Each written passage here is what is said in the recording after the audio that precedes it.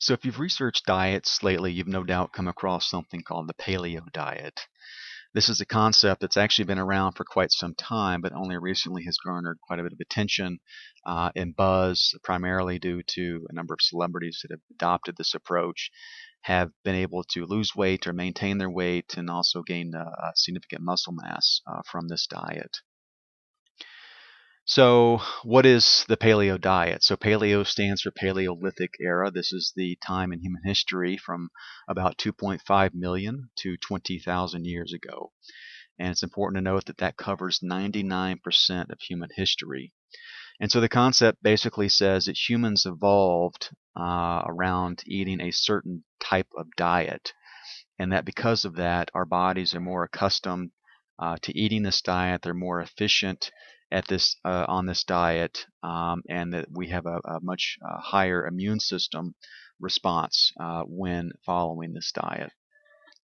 Typical versions involve eating meats, fish, nuts, fruits, and vegetables.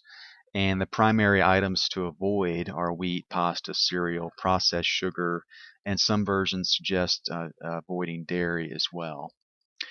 Probably the biggest appeal of this diet is that there's no counting calories.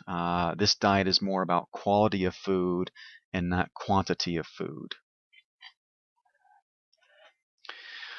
There's also a lot of controversy about the paleo diet, especially in the medical community and the Food and Drug Administration.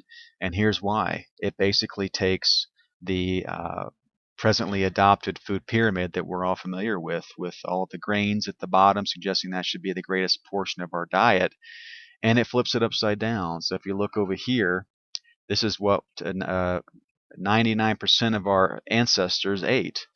And it wasn't grains and pasta and breads. It was mostly animal products and eggs, and then fruits and vegetables, and nuts and seeds. What's the proof? Well, I think this graphic pretty much says it all. For millions of years, we were very athletic, we were fit, we were muscular, agile, and versatile. And then as grains and processed sugars were adopted into our diet, we became overweight, out of shape, stressed, disease-laden, just a number of diseases that have appeared over the last few hundred years. And the reason for that is because of our diet. Why does it work? Well, if you're not eating as many carbohydrates because you're cutting out processed sugar and wheat, breads, etc., then you're keeping your blood glucose and insulin levels level at a low rate, thus improving the state of the glucose metabolism. Because you're not eating wheat, you're removing gluten from your diet. And while some in the medical community will say that you only need to worry about that if you have celiac disease, there's a lot of new research that suggests most of us have at least some gluten intolerance, and that all of us actually experience detrimental effects from gluten consumption. Because you're eating what the paleo community refers to as whole foods or real foods, they're more nutritious and filling, and so you're not eating as much. You're not hungry as often. And there are a number of health factors that have been proven through recent research. So lower inflammation, blood pressure, protection against various diseases, and so on and so forth. How to start. So most people in the paleo community will say you need to try this for at least 30 days before passing judgment on whether this is for you. The primary reason is that if you're reducing your carbohydrate intake, you will most likely experience something referred to as the carb flu. And this is where your body is adjusting from using carbohydrates as its primary source of energy to instead using fats. And again, using fats is what 99% of humans have used as their primary source. Keep it simple, so try to get a nice protein source along with some vegetables and fruit with every meal. Be careful on the fruit. You don't want to overdo it because there is a high amount of sugar within fruit. And the paleo concept, while it's not really touted as a low carbohydrate diet, by default, it is low carbohydrate, especially compared to the modern diet that most of us follow.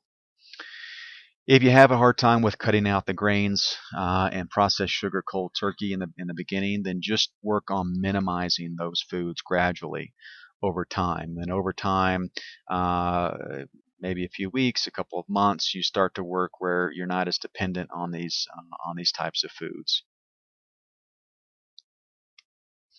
What can you consume? Meats, and most in the paleo community will say grass-fed. That's because if they're grain-fed, then there's the chance that you're actually consuming the gluten and grain components within the meat itself. Fowl, fish, eggs, vegetables, oils. So think natural oils. So olive oil, coconut oil, avocado oil. Fruits, and again, you don't go too crazy on the fruits because they do have sugar. Nuts and tubers, which sort of sweet potatoes and yams, and these are very filling. Don't forget that paleo really is more a lifestyle than a diet. A diet is sort of a misnomer, at least the way that most of us think of the word. This is not something you should intend on just trying for a few months, drop a few pounds, and then go back to eating all the processed foods, the potato chips, the bagels, so on and so forth. If you're going to do this, then look at it that if this works for you, meaning that after 30 days you feel better, you feel more healthy, you're sleeping better, you're losing weight or at least maintaining your weight much easier, then you need to consider doing this in perpetuity. Don't restrict count calories, as I said before. This is not a calorie counting. This is not a quantity diet. This is a quality of food diet. Just to reiterate that if you're having a hard time avoiding wheat, and wheat is in so many different foods that it may be difficult at first, at least try to reduce the intake and gradually reduce it over time. And best of luck. And there's a number of books out there that describe the paleo process, a number of podcasts and websites. So if you'd like to learn more, please visit those sources, and I wish you the best of luck.